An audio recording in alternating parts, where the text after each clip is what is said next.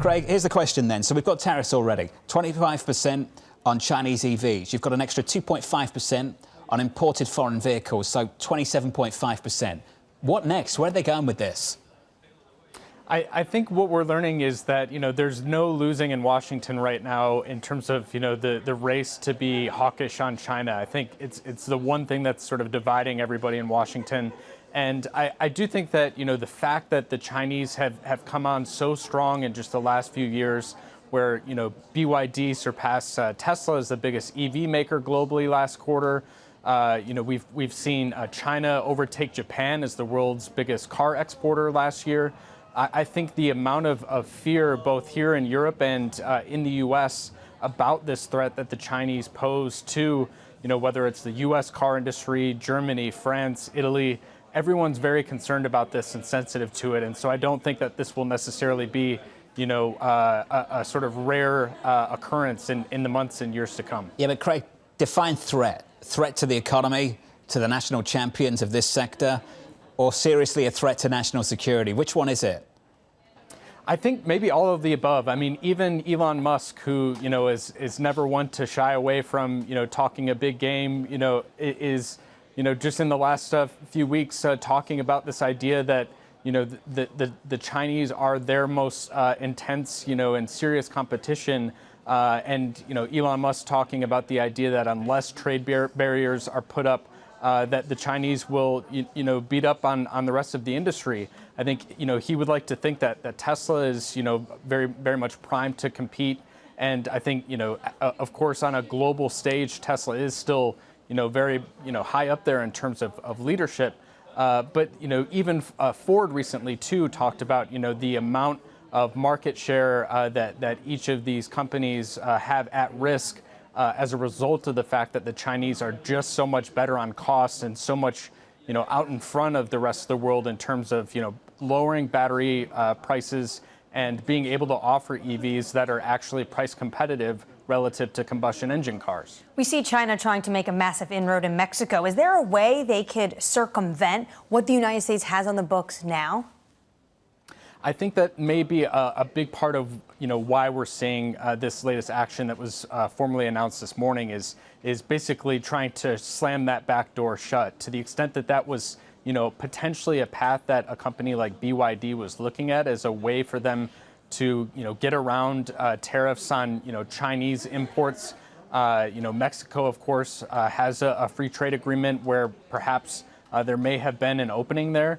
If we see the U.S. look at Chinese vehicles on national security grounds, it would sort of be a way to get around the fact that a company like a BYD is looking at Mexico, is building a plant in Hungary as well, and just globally really sort of setting up all over the place to move beyond just being a major player in its home market. China, we've seen in the past, have export controls when it comes to raw material processing technologies, which the GMs, the Stellantis, the Teslas will need if they want to make their own batteries. Do you think we could see a tit-for-tat response from China if the U.S. was to take this in a more aggressive direction? I think that's absolutely something that the industry worries about. And we saw that, sort of come to pass just in the last few months when the European Union took a look at, started taking a look at China's subsidizing of its auto industry.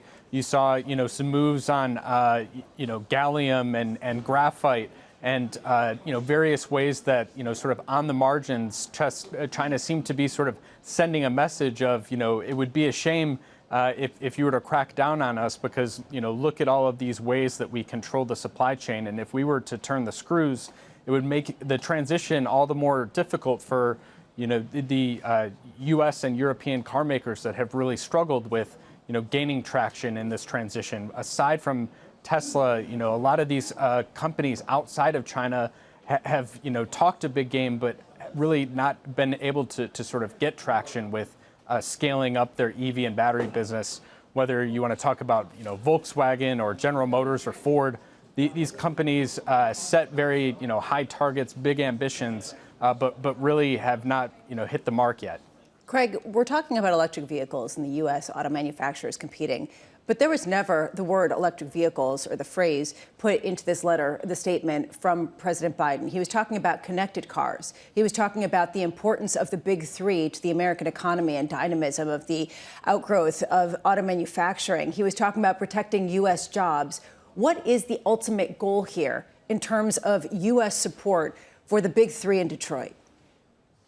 Yeah, I think that's a really good question, and I would go back to this idea of, this tit for tat. And if we want to actually, pan back a little bit and think about, what China has done even just in the last couple of years, the fact that, electric vehicles increasingly are connected devices with cameras in them.